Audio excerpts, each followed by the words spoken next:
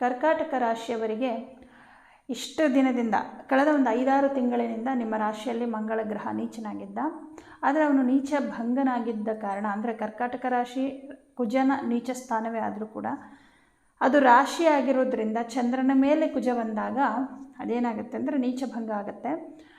ಆದರೆ ಈ ಮಂಗಳ ಗ್ರಹ ಈ ತಿಂಗಳಲ್ಲಿ 2ನೇ ಮನೆಗೆ ಪ್ರವೇಶವನ್ನು ಪಡಿತಾನೆ.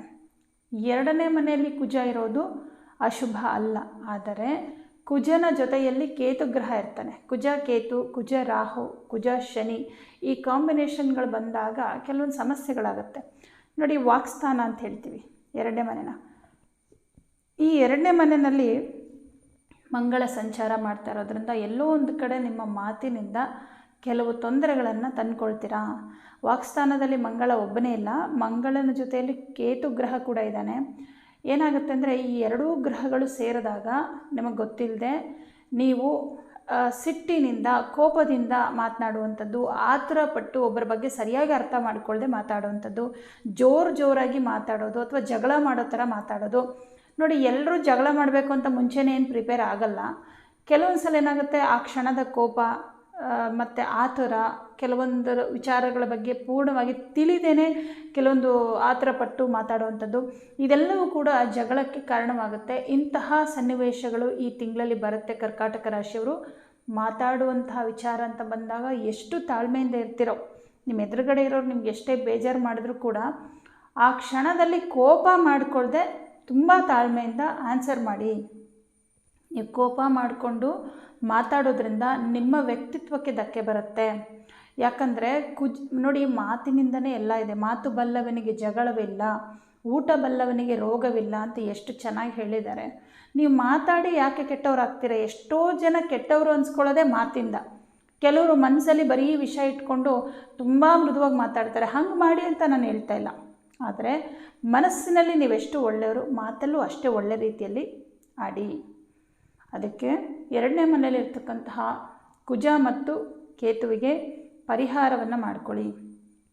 ಇನ್ನು ನಿಮ್ಮ ಧನಾಧಿಪತಿಯಾದಂತಹ ಸೂರ್ಯಗ್ರಹ 15ನೇ ತಾರೀಕಿನವರೆಗೂ ಲಾಭದಲ್ಲಿ ಸ್ಥಿತನಾಗಿರ್ತಾನೆ. ಲಾಭದಲ್ಲಿರುವವರಿಗೆ ಸ್ವಲ್ಪ ಪ್ರಾಬ್ಲಮ್ಗಳಂತ ಏನಾಗಲ್ಲ, ಹಣಕಾಸಿನ ವಿಷಯದಲ್ಲೆಲ್ಲ ತುಂಬ ಅನುಕೂಲ ಇರುತ್ತೆ. 15ನೇ ತಾರೀಕಿಗೆ ಮಿಥುನ ರಾಶಿಗೆ ಬಂದುಬಿಡ್ತಾನೆ.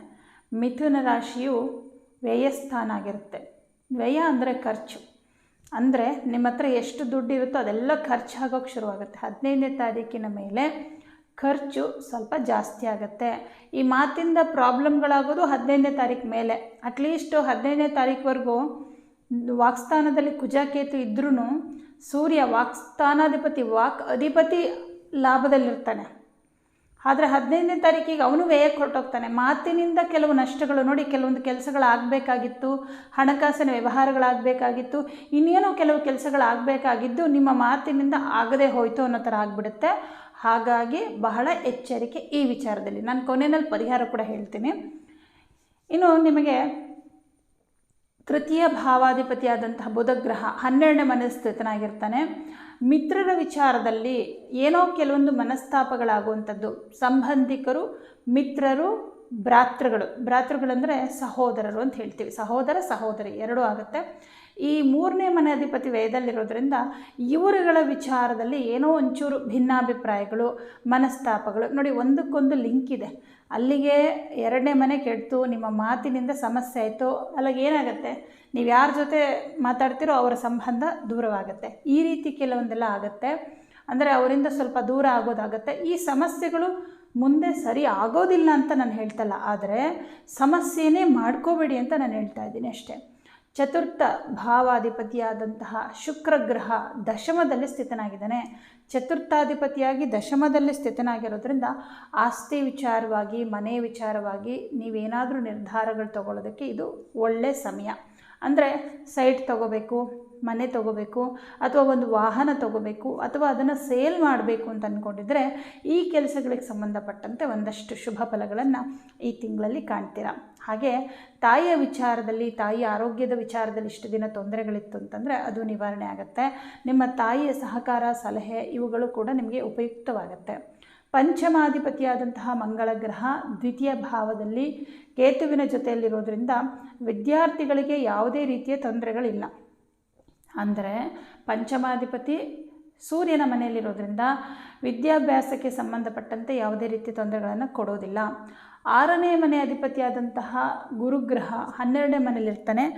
ಯಾರ್ಯಾರೆಲ್ಲ ಬೇರೆಯವರ ಕೈ ಕೆಳಗೆ ಕೆಲಸ ಮಾಡ್ತಾಯಿದ್ದೀರಾ, ಪ್ರೈವೇಟ್ ಕಂಪನಿಗಳಲ್ಲಿ ಕೆಲಸ ಮಾಡ್ತಾಯಿದ್ದೀರಾ ಅಥವಾ ಖಾಸಗಿ ಕಂಪನಿಗಳಲ್ಲಿ ಯಾವುದೋ ಕೆಲವು ಸಂಸ್ಥೆಗಳಲ್ಲಿ ಕೆಲಸ ಮಾಡ್ತಾಯಿದ್ದೀರಾ, ಅಂಥವರಿಗೆ ಕೆಲಸಗಳು ಸ್ವಲ್ಪ ನಿಧಾನ ಆಗುತ್ತೆ. ಯಾಕಂದರೆ 6ನೇ ಮನೆ ಅಧಿಪತಿ ವ್ಯಯದಲ್ಲಿ, ಅಂದರೆ ದುಸ್ಥಾನಾಧಿಪತಿ ದುಸ್ಥಾನದಲ್ಲೇ. ಇದನ್ನು ವಿಪರೀತ ರಾಜಯೋಗ ಅಂತ ಕೂಡ ಹೇಳ್ತೀವಿ. ಆದರೆ ಮೊದಲು ಸ್ವಲ್ಪ ಕಷ್ಟಗಳು ಕೊಟ್ಟು ಆಮೇಲೆ ಒಳ್ಳೇದು ಮಾಡ್ತಾನೆ. ಕೆಲಸಗಳು ಸ್ವಲ್ಪ ನಿಧಾನ ಆಗುತ್ತೆ. ಕೆಲಸದ ವಿಷಯದಲ್ಲಿ ಏನಾದರೂ ಕೆಲವೊಂದು ಕಿರಿಕಿರಿಗಳು ಅಥವಾ ಏನೋ ಕೆಲವು ವಿಘ್ನಗಳು, ಏನೋ ಶುರು ಮಾಡ್ತೀರಾ, ಶುರುನಲ್ಲೇ ಏನೋ ವಿಘ್ನಗಳಾಯಿತು, ಹಾಗಾಗಿ ಕೆಲಸ ನಿಧಾನ ಆಯಿತು, ಈ ಥರ ಆಗುತ್ತೆ. ಅದಕ್ಕೆ ಗುರುಗ್ರಹಕ್ಕೂ ಕೂಡ ಪರಿಹಾರವನ್ನು ಮಾಡ್ಕೋಬೇಕು. ಆದರೆ ವಿಶೇಷ ಏನು ಅಂದರೆ ಕರ್ಕಾಟಕ ರಾಶಿಯವರಿಗೆ ವಿದೇಶದಲ್ಲಿ ಉದ್ಯೋಗವನ್ನು ಮಾಡಬೇಕು ಅಂಥೇಳಿ ಪ್ರಯತ್ನ ಮಾಡ್ತಾಯಿದ್ರೆ ಅಂಥವರಿಗೆ ಈ ತಿಂಗಳಿನಲ್ಲಿ ವಿದೇಶದಲ್ಲಿ ಉದ್ಯೋಗದ ಅವಕಾಶ ಸಿಗುವ ಸಾಧ್ಯತೆ ಹೆಚ್ಚಾಗಿ ಕಂಡು ಬರ್ತಾ ಇದೆ. ಕಾರಣ ಏನು ಅಂದರೆ ನಿಮಗೆ ದಶಮಾಧಿಪತಿ ಮಂಗಳ ಗ್ರಹ, ಮಂಗಳನ ಜೊತೆಯಲ್ಲಿ ಕೇತು ಇದ್ದಾನೆ, ರಾಹು ದೃಷ್ಟಿ ಇದೆ. ಅಂದರೆ ದಶಮಾಧಿಪತಿ ಜೊತೆಗೆ ಕೇತು ಗ್ರಹ ಇದ್ದಾನೆ. ಈ ರಾಹು ಕೇತುಗಳು ಒಂದು ಸ್ಥಳದಿಂದ ಇನ್ನೊಂದು ಸ್ಥಳಕ್ಕೆ ಬದಲಾವಣೆಯನ್ನು ತೋರಿಸುವಂಥ ಗ್ರಹಗಳು. ಇದು ಒಂದು ಕಡೆ ಆದರೆ 6ನೇ ಮನೆ ಅಧಿಪತಿ ಅಂದರೆ ಸೇವೆ ಕೆಲಸ ಅಂತ ಹೇಳ್ತೀವಿ, ಇವನು ವ್ಯಯದಲ್ಲಿದ್ದಾನೆ. ವ್ಯಯಸ್ಥಾನ ವಿದೇಶ ಸ್ಥಾನ ಆಗಿರುತ್ತೆ. ಈ ಎರಡೂ ರೀತಿಯಲ್ಲಿ ಕೂಡ ನಿಮಗೆ ವಿದೇಶಕ್ಕೆ ಹೋಗುವಂಥ ಅವಕಾಶಗಳು ಕಂಡುಬರುತ್ತೆ. ಯಾರು ಅದಕ್ಕೋಸ್ಕರ ಪ್ರಯತ್ನ ಮಾಡ್ತಿದ್ದಾರೆ ಅವರಿಗೆ. ಇನ್ನು ಸಪ್ತಮಾಧಿಪತಿ ಹಾಗೂ ಅಷ್ಟಮಾಧಿಪತಿ ಆದಂತಹ ಶನಿ, ಇಷ್ಟು ದಿನ ಅಷ್ಟಮ ಶನಿ ಇತ್ತು, ಅಷ್ಟಮ ಶನಿಯಿಂದ ಬಿಡುಗಡೆಯನ್ನು ಕೊಟ್ಟು ನಿಮಗೆ ಭಾಗ್ಯಸ್ಥಾನಕ್ಕೆ ಹೋಗಿದ್ದಾನೆ. 9ನೇ ಮನೆಯಲ್ಲಿ ಶನಿ ಮಾತ್ರ ಸ್ಥಿತನಾಗಿರ್ತಾನೆ. ಈ ತಿಂಗಳಲ್ಲಿ ಯಾವುದೇ ಪಾಪಗ್ರಹ ಆಗಲಿ ಶುಭಗ್ರಹ ಆಗಲಿ ಯಾರೂ ಇರೋದಿಲ್ಲ. 9ನೇ ಮನೆಯಲ್ಲಿ ಶನಿ ಕೂತ್ಕೊಂಡಿರ್ತಾನೆ. ಧಾರ್ಮಿಕ ಕೆಲಸಗಳನ್ನು ಮಾಡೋದ್ರ ಕಡೆಗೆ ಮನಸ್ಸು ಮಾಡ್ತೀರ. ಕೆಲವೊಂದು ದೇವಸ್ಥಾನಗಳಿಗೆ ಹೋಗುವಂಥದ್ದು, ಮನೆಯಲ್ಲಿ ವಿಶೇಷವಾಗಿ ಕೆಲವು ಪೂಜೆಗಳನ್ನು, ಶಿವನ ಆರಾಧನೆ, ಹನುಮಂತನ ಆರಾಧನೆಯನ್ನು ಮಾಡಬೇಕು ಅಂತ ಮನಸ್ಸಿಗೆ ಅನಿಸುತ್ತೆ. ಯಾಕೆ ಅನಿಸುತ್ತೆ ಅಂದರೆ 9ನೇ ಮನೆಗೂ 3ನೇ ಮನೆಗೂ ಕನೆಕ್ಷನ್ ಇದೆ. 3ನೇ ಮನೆ ನಮ್ಮ ಮನಸ್ಸು, 9ನೇ ಮನೆ ಧರ್ಮ, ಪೂಜೆ, ಪುನಸ್ಕಾರ. ಈ ಭಾವದಲ್ಲಿ ಕುಳಿತ ಗ್ರಹ ತೃತೀಯ ಭಾವವನ್ನು ನೋಡ್ತಾನೆ. ಆವಾಗ ಆ ಅಧಿಪತಿ ಎಲ್ಲಿ ಇರ್ತಾನೋ ಆ ಭಾವ ನಮ್ಮ ಮನಸ್ಸಿಗೆ ಬರುತ್ತೆ. ಹಾಗಾಗಿ ಈ ಥರದ್ದೆಲ್ಲ ಅನಿಸುತ್ತೆ. ಬಟ್ ಇದನ್ನೆಲ್ಲ ಮಾಡಿದಾಗ ನಿಮಗೆ ಕೆಲವೊಂದು ಕನ್ಫ್ಯೂಷನ್ಗಳೇನಿತ್ತು ಅದು ನಿವಾರಣೆ ಆಗುತ್ತೆ. ಮತ್ತು ಅಷ್ಟಮ ಶನಿಯಿಂದಾಗಿ ನಿಮ್ಮ ಅನೇಕ ಕೆಲಸಗಳು ಸ್ಟಕ್ ಆಗಿ ಉಳಿದುಬಿಟ್ಟಿತ್ತು, ಅದೆಲ್ಲ ಕೆಲಸಗಳು ಮತ್ತೆ ಚಾಲೂ ಆಗುತ್ತೆ. ಅಂದರೆ ಕಳೆದ 2.5-3 ವರ್ಷಗಳಿಂದಲೂ ಕೂಡ ಅದೇನೋ ಕೆಲಸದಲ್ಲಿ ಸಮಸ್ಯೆಗಳು, ಅದೇನೋ ಮುಂದಕ್ಕೆ ಹೋಗ್ತಾ ಇಲ್ಲ, ಆಗ್ತಾ ಇಲ್ಲ, ಮನೆಯಲ್ಲಿ ಕಷ್ಟಗಳು, ಸಂಬಂಧಿಕರ ವಿಚಾರದಲ್ಲಿ ಕಷ್ಟಗಳು, ಇದೆಲ್ಲ ಇತ್ತು. ಬಟ್ ಈ ತಿಂಗಳಿನಿಂದ ಸ್ವಲ್ಪ ಮಟ್ಟಿಗೆ ಅದೆಲ್ಲ ಸುಧಾರಿಸ್ತಾ ಬರುತ್ತೆ. ಮತ್ತು ಕೆಲವರು ಯಾರು ನಿಮಗೆ ತುಂಬ ಬಾಧೆ ಕೊಡ್ತಿದ್ರು ಅವರಿಗೆ ಮಾತಲ್ಲೇ ಉತ್ತರನೂ ಕೊಟ್ಬಿಡ್ತೀರಾ. ಅದು ಜಗಳದ ರೂಪದಲ್ಲಾಗಿರಬಹುದು ಅಥವಾ ಕೋಪದ ರೂಪದಲ್ಲಾಗಿರ್ಬೋದು. ನೀವು ಉತ್ತರ ಕೊಡೋದ್ರ ಮೂಲಕ ಒಂದು ರೀತಿ ಕೆಲವರಿಂದ ನೀವು ಮುಕ್ತಿಯನ್ನು ಪಡಿತೀರ. ಅಂದರೆ ಅವರು ನಿಮ್ಮ ತಂಟೆಗೆ ಬರದಿರೋ ಹಾಗೆ ಈ ಒಂದು ತಿಂಗಳಲ್ಲಿ ಮಾಡ್ತೀರಾ.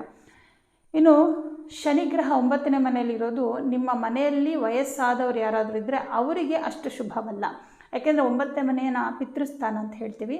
ಶನಿ ವಯಸ್ಸಾದವರಿಗೆ ಕಾರಕತ್ವವನ್ನು ಕೊಡ್ತಾನೆ. ಹಾಗಾಗಿ ಮನೆಯಲ್ಲಿ ನಿಮ್ಮ ತಂದೆ ಅಥವಾ ತಂದೆ ಸಮಾನವಾದವರು ಯಾರಾದರೂ ವಯಸ್ಸಾದವರು ಇದ್ದರೆ ಅವರ ಆರೋಗ್ಯದ ಕಡೆಗೆ ಸ್ವಲ್ಪ ಗಮನ ಕೊಡಿ. ಸಣ್ಣ ಪುಟ್ಟ ಒಂದು ಅನಾರೋಗ್ಯ ಸಮಸ್ಯೆಗಳು ಬರ್ತಿದ್ದ ಹಾಗೆ ಅವರಿಗೆ ಟ್ರೀಟ್ಮೆಂಟ್ ಕೊಡಿಸೋ ಕೆಲಸ ಮಾಡಿ. ಲೇಟ್ ಮಾಡಬೇಡಿ ಅಥವಾ ಕೇರ್ಲೆಸ್ ಮಾಡಬೇಡಿ. ಇನ್ನು ಲಾಭಾಧಿಪತಿ ನಿಮಗೆ ಶುಕ್ರ ಗ್ರಹ, ಅವನು ದಶಮದಲ್ಲಿ ಕೂತ್ಕೊಂಡಿದ್ದಾನೆ. ಅಂದರೆ ನೋಡಿ, ಶುಕ್ರ ನಿಮಗೆ ಚತುರ್ಥಾಧಿಪತಿ ಲಾಭಾಧಿಪತಿ ಇಬ್ಬರು ಆಗಿರ್ತಾರೆ.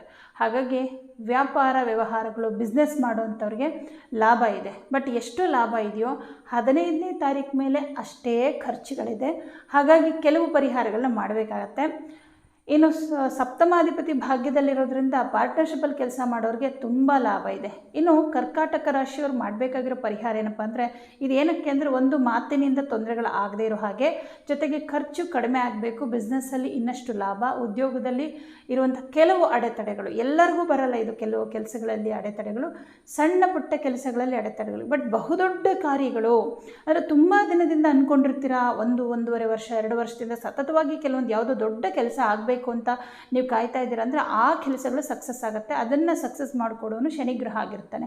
ಇನ್ನು ನೀವೇನು ಪರಿಹಾರ ಮಾಡಬೇಕು ಅಂದರೆ, ಈ ತಿಂಗಳಿನಲ್ಲಿ ಪ್ರತಿ ಸೋಮವಾರ ಅಕ್ಕಿ, ಗೋಧಿ, ತೊಗರಿಬೇಳೆ ಕಡಲೆಬೇಳೆ. ಈ 4 ಧಾನ್ಯಗಳನ್ನ ಒಂದು ಕಾಲು ಕೆ ಜಿಯಷ್ಟು ಯಾವುದಾದ್ರೂ ದೇವಸ್ಥಾನಕ್ಕೆ ಕೊಡಿ. ಧಾನ್ಯಗಳನ್ನು ನೀವೆಷ್ಟು ದಾನ ಮಾಡ್ತೀರೋ ಅಷ್ಟು ನವಗ್ರಹಗಳು ಶಾಂತರಾಗ್ತಾರೆ. ಅದರ ಜೊತೆಗೆ ನವಗ್ರಹಗಳು ಶಾಂತರಾದಾಗ ನಮ್ಮ ಒಂದು ಜಾತಕದಲ್ಲಿ ಇರುವಂತಹ ನೆಗೆಟಿವ್ ಫಲಗಳು, ಅಂದರೆ ಆ ಗ್ರಹಗಳು ಕೊಡುವಂತಹ ಕಷ್ಟಗಳು ಕಡಿಮೆ ಆಗುತ್ತೆ. ಈ ಪರಿಹಾರನ ಈ ತಿಂಗಳು ಪೂರ್ತಿ ಮಾಡಿ. ಖಂಡಿತ ನಿಮಗೆ ನಾನು ಹೇಳಿರೋ ಕೆಲವೊಂದು ಏನು ಅಶುಭ ಫಲಗಳು ಹೇಳಿದೆ ಆ ಅಶುಭ ಫಲಗಳು ಉಂಟಾಗೋದಿಲ್ಲ. ಇನ್ನು ಉಳಿದಂತೆ ಬೇರೆ ವಿಚಾರಗಳೆಲ್ಲ ಚೆನ್ನಾಗಿದೆ. ಅಷ್ಟಮ ಶನಿ ಬಿಡುಗಡೆ ಒಂದು ದೊಡ್ಡ ಸಂತೋಷದ ವಿಚಾರ. ಆದರೆ ಅಷ್ಟಮಕ್ಕೆ ರಾಹು ಬಂದಿರೋದ್ರಿಂದ ಸಡನ್ನಾಗಿ ಯಾವ ಥರ ಪ್ರಾಬ್ಲಮ್ಗಳು ಬೇಕಾದರೂ ಉಂಟಾಗಬಹುದು. ಕೆಲವು ಕೆಲಸಗಳು ಸಡನ್ನಾಗಿ ಆಗುತ್ತೆ, ಕೆಲವು ಕೆಲಸಗಳು ಆಗಬೇಕಾಗಿದ್ದು ಸಡನ್ನಾಗಿ ಆಗದೆ ಹೋಗೋದು, ಈ ಥರ ಶಾಕ್ಗಳು ಕೊಡ್ತಾ ಇರ್ತಾನೆ. ಅದಕ್ಕೆ ರಾಹು ಕೇತುಗಳಿಗೆ ಪರಿಹಾರಾರ್ಥವಾಗಿ ಅಂದರೆ ಇದು ಒಂದು ತಿಂಗಳಿಗೆ ಸಂಬಂಧಪಡಲ್ಲ, ನೀವು 1.5 ವರ್ಷ ಪೂರ್ತಿ ಮಾಡಬೇಕು. ಏನಂದರೆ ಪ್ರತಿ ಮಂಗಳವಾರ ಸುಬ್ರಹ್ಮಣ್ಯ ಸ್ವಾಮಿ ದೇವಸ್ಥಾನಕ್ಕೆ ಅಭಿಷೇಕಕ್ಕೆ ಹಾಲು ಕೊಡಿ. ಆವಾಗ ನಾಗದೇವರುಗಳನ್ನು ಕೇಳ್ಕೊಳ್ಳಿ. ನಮ್ಮದು ಏನೇ ಹಿಂದಿನ ಜನ್ಮಾಂತರಗಳಲ್ಲಿ ನಾವು ನಾಗನಿಗೆ ಸಂಬಂಧಪಟ್ಟಂತೆ ತಪ್ಪುಗಳನ್ನ ಮಾಡಿದ್ದು ಗೊತ್ತಿಲ್ಲದೆ ಮಾಡಿದರೆ ಅದನ್ನು ಕ್ಷಮಿಸಿ ನಮಗೆ ಒಳ್ಳೇದು ಮಾಡಪ್ಪ ಅಂಥೇಳಿ ನೀವು ಕೇಳ್ಕೋಬೇಕು. ದೇವ್ರ ಹತ್ರ ಕೇಳಬೇಕಾಗಿರೋದು ಮೊದಲು ಕ್ಷಮೆ. ಈ ಜನ್ಮದಲ್ಲಿ ನಾವು ತಪ್ಪು ಮಾಡಿದೀವೋ ಬಿಟ್ಟಿದ್ದೀವೋ, ಬಟ್ ಪೂರ್ವ ಜನ್ಮದಲ್ಲಿ ಏನಾದರೂ ಮಾಡಿರ್ತೀವಿ. ಈ ಜನ್ಮದಲ್ಲಿ ನಾವು ಕಷ್ಟಪಡ್ತಾ ಇದ್ದೀವಿ ಅಂದರೆ ಹಿಂದಿನ ಜನ್ಮದಲ್ಲಿ ಕೆಲವೊಂದಷ್ಟು ತೊಂದರೆಗಳನ್ನು ಮಾಡಿದ್ದೀವಿ, ಕೆಲವೊಂದು ತಪ್ಪುಗಳನ್ನು ಮಾಡಿದ್ದೀವಿ ಅಂತಲೇ ಅರ್ಥ. ಹಾಗಾಗಿ ಮೊದಲು ಅದಕ್ಕೆ ಕ್ಷಮೆ ಕೇಳಿ ಆಮೇಲೆ ನೀವು ನನಗೆ ಒಳ್ಳೇದು ಮಾಡು, ಅದು ಕೊಡು, ಇದು ಕೊಡು ಅಂತ ಕೇಳಬೇಕಾಗತ್ತೆ. ಹಾಗಾಗಿ ಈ ಒಂದು ಪರಿಹಾರವನ್ನು ಮಾಡ್ಕೊಳ್ಳಿ. ಆದಿತ್ಯ ಹೃದಯ ಮಂತ್ರವನ್ನು ತಪ್ಪದೆ ಪ್ರತಿದಿನ ಬೆಳಗ್ಗೆ ಹೇಳ್ಕೊಳ್ಳಿ. ಇದರಿಂದ ಹಣಕಾಸಿನ ವಿಷಯದಲ್ಲಿ ಸಾಕಷ್ಟು ಅನುಕೂಲಗಳು ನಿಮಗಾಗುತ್ತೆ. ಎಲ್ಲರಿಗೂ ಶುಭವಾಗಲಿ.